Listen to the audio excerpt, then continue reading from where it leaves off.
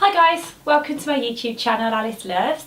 Today I'm going to do for you a video on not sort of packing hacks and tips in terms of how to physically put your stuff in the case and that type of thing, more about the beauty things you take away, the things that you should do, the things that you shouldn't do.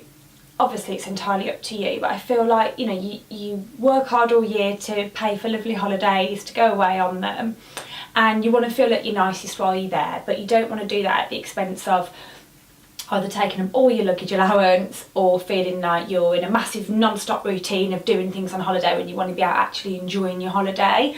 So these are some of the various sort of tips I've got on things that I think are important on the, you know, sort of holiday beauty side of things. So the first thing for me that I think is really important is to discuss travel minis. Now everybody says, you know, take travel minis, there's no point taking up all your luggage with big full-size products and weighing it all down, and I totally agree. I do think that's really important, but something that I think is important to consider is if you're used to a certain routine with certain products on your skin, and you then go out to Boots and buy all the super cute travel minis and buy a completely different range of products that you've never used on your skin before, go away on holiday, you could end up either having an allergic reaction or just finding that your skin doesn't like the products as much. So, you know, you're not getting the same, you know, natural glowy looking skin that you'd normally get. You could be left with, you know, slight irritation maybe, or dullness, or, you know, just it not suiting your skin, your makeup not sitting as nicely on top of it. So I think, especially when it comes to skincare, but I've done the same over the years with hair care. I've bought travel minis of shampoos and conditioners, got there and my hair's hated them, and I've then hated my hair for the whole holiday because it's just not worked. So my first advice would be to try and actually take minis of products you actually use. So this is the Oscar Renaissance cleansing gel that I love in travel size. It's a good travel size, it's 40 ml, so there's still enough for a week's holiday. This is like the Alpha H Liquid Gold Rose. Again, these are good size minis, but they're of products I actually use. I've got here the same, a little travel size of the Facial Radiance pads from First Aid Beauty. So they're obviously normally in a huge pot, and you've got this little one instead. So, you know, I would say if you've got a legitimate mini of a product you already use, definitely take them. But I would strongly advise, if you can't get minis of things you use, to get little bottles to decant them. So this is one with a pump. So this is what I used to take my Body Shop cleansing oil in, so that I could still obviously actually pump the oil out and not be pouring it and be messy everywhere.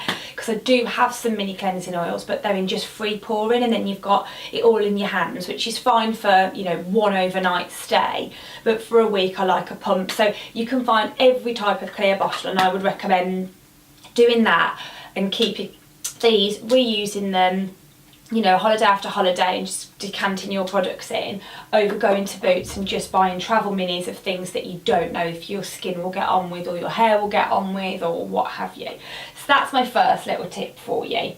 The next one I would say is, you know, to still consider the impact of where you're going and how it might change what your skin normally needs. So you might not be a massively dry person normally, but if you're going to go on quite a long haul flight, then be out in the sun all the time, it might be worth taking something like a hydrating face mask, because you will see the dehydration in your skin and it won't look as bouncy, it won't look as glowy.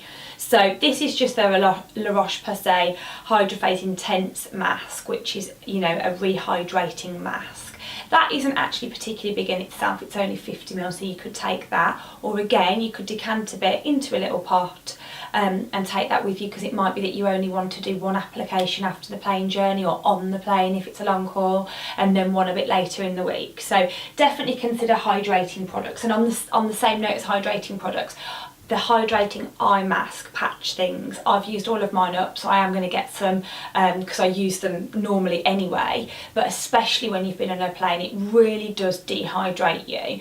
And if you're like me, I love a glass of bubbles on the plane, but they say 1 in the air is worth 3 on the ground because of the altitude, so it does have a bigger impact on you. So those eye masks just really help keep that area hydrated. My favourite at the moment are the Estee Lauder Advanced Night Repair patches, and you can buy a single pack for £8.50. You can only use them once, so it's, you know, not the cheapest, or you can buy them in, I think, a pack of four £36, something like that. So they're not the cheapest. There are a lot of other ones out there that are more affordable. They just happen to be my favourite ones.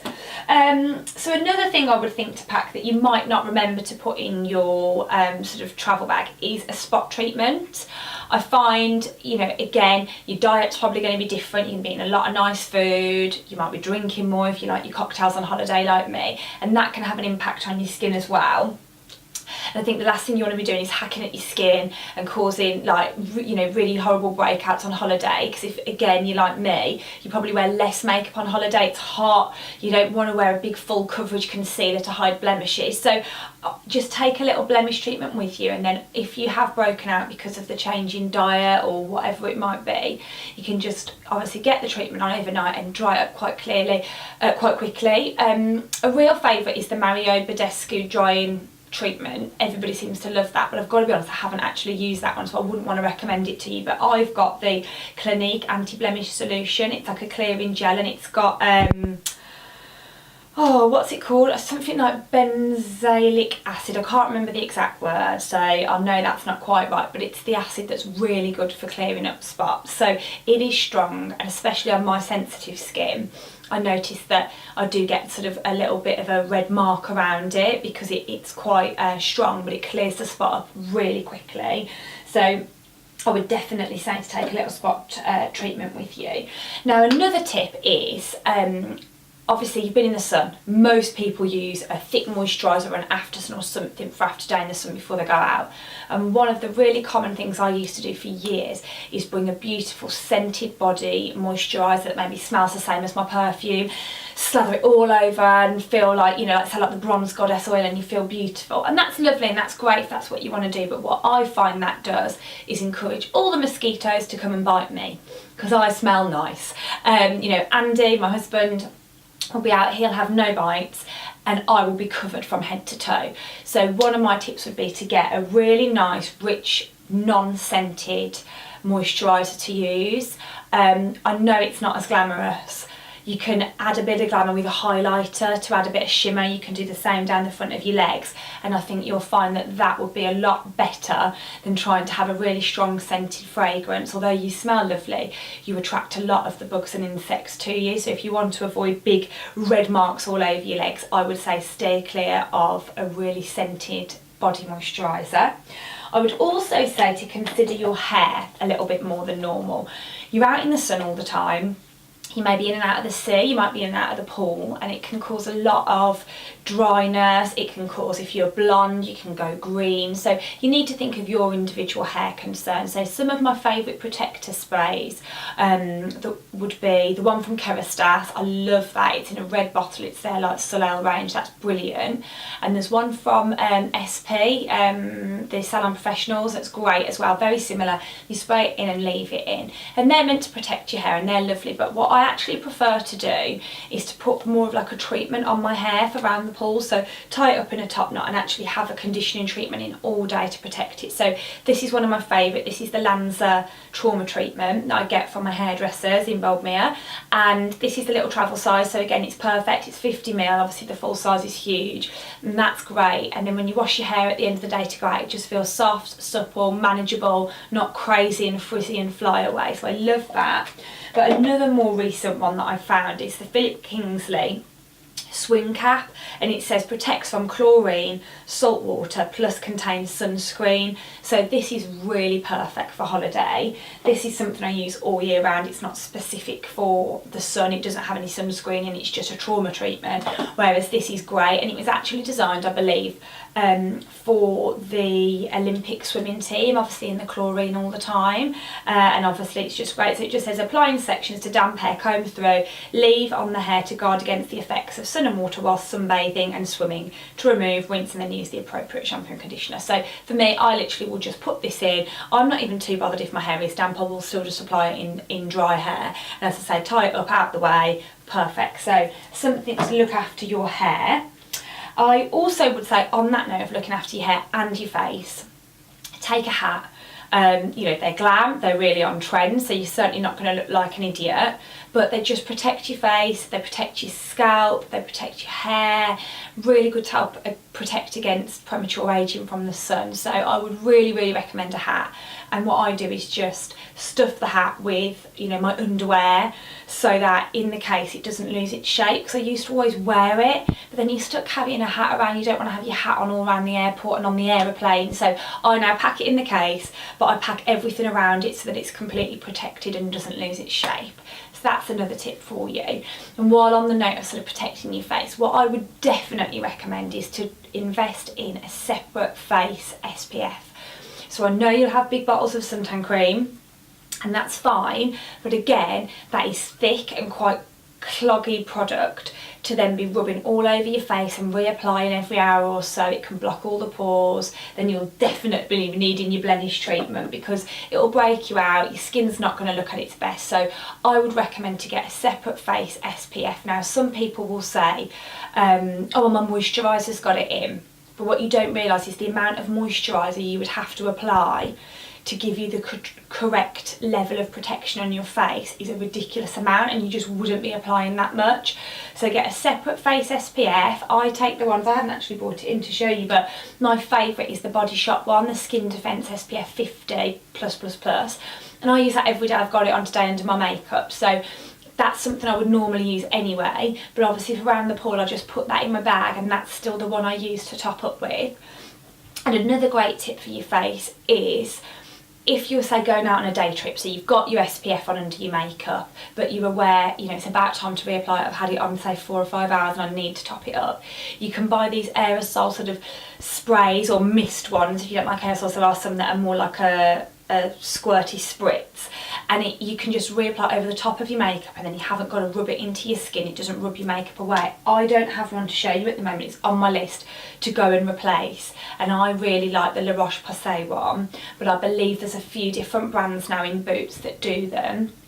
And obviously there'll be the higher end ones, but I haven't tried those, so I can't recommend them, but some of the Boots ones are great. I think Bioderma do one as well, and it's just this spray top up for your skin, so that's great as well. Also on SPF, not just specifically for your face but for your body, another tip I would give you is to actually invest a little bit of time in choosing your suntan cream.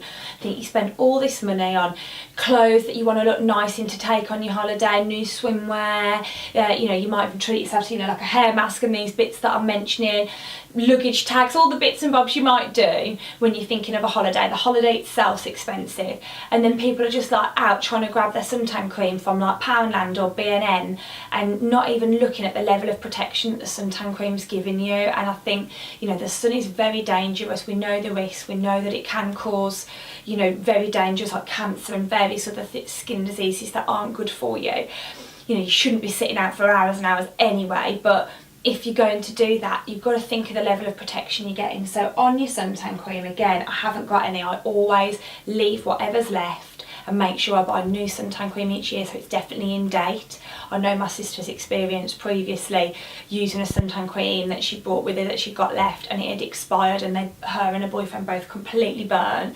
So I leave whatever's left and buy a new one, but check on it. It tells you how many star protection you're getting from it, and you need to consider both the UVA and UVB protection. So some of the lovely smelly ones like Hawaiian Tropic and that type of thing, you know, they're great and you can get them at a good price, and but their protection isn't great unless they've made changes. But when I used to look, it'd be like 2 or 3 star protection. You want 5-star protection for your suntan cream, 100%. Even Piz Buen used to be only maybe a 3-star, and I know loads of people say that's their favourite suntan cream, and it isn't cheap and the protection is not good enough. So I would definitely look at what level of you know, protection that you're going to be getting from it, 100%. And lastly, on makeup, I'm not going to go individually into all the bits of makeup I bring, otherwise this video will be like an hour long, and if you're interested I could do a separate holiday makeup video on the things that I think are best and long lasting and good for the heat.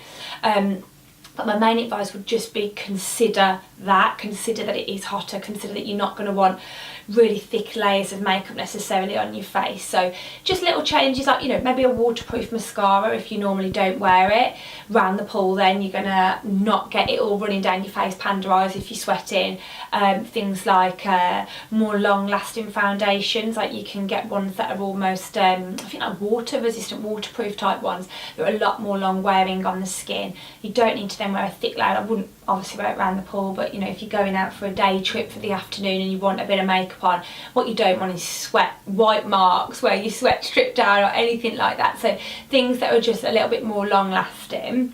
And one last thing that I've thought of, again, this is a bit extra and you don't need it, but obviously when you are lying around the pool, you might not want to have any makeup on, and that can mean that, you know, you might not feel that glam if you're somebody that enjoys a lot of makeup. So lash extensions are really great for holiday, or if you don't like lash extensions, you can have lash tints and lash lifts, and it just means that obviously your lashes look like you've got makeup on when you haven't. So if you've got the extensions, they look permanently amazing, black, curly, long, thick, so it means you look like you've got your makeup on. Or if you go for a lash lift, again, that curls them, it widens them, and then you can have them tinted so they're a lot darker, so you won't need to put your mascara on round the pool and you would still look like you've got a bit of makeup on. I do like round the pool, I don't really wear makeup, I will just have like my face sort of SPF on, but I really like to wear a lip stain, like quite a bright pink one or a bright coral, something like that, so I just feel a little bit more glamorous.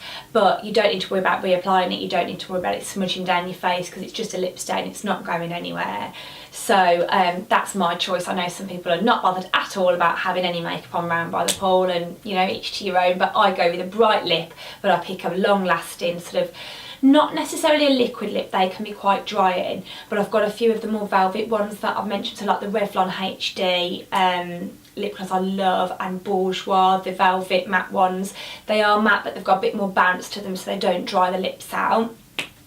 And I will always put in a good lip balm in my bag around the pool, so if they do get a bit dry you can just get a good layer of lip balm on for some hydration and then top up your colour if you need to. So there's sort of all my tips for you guys. Hope you've enjoyed it. If you have, please give it a thumbs up, obviously comment down below, I'd love to have a chat with you, and please subscribe. Hopefully see you next time. Bye!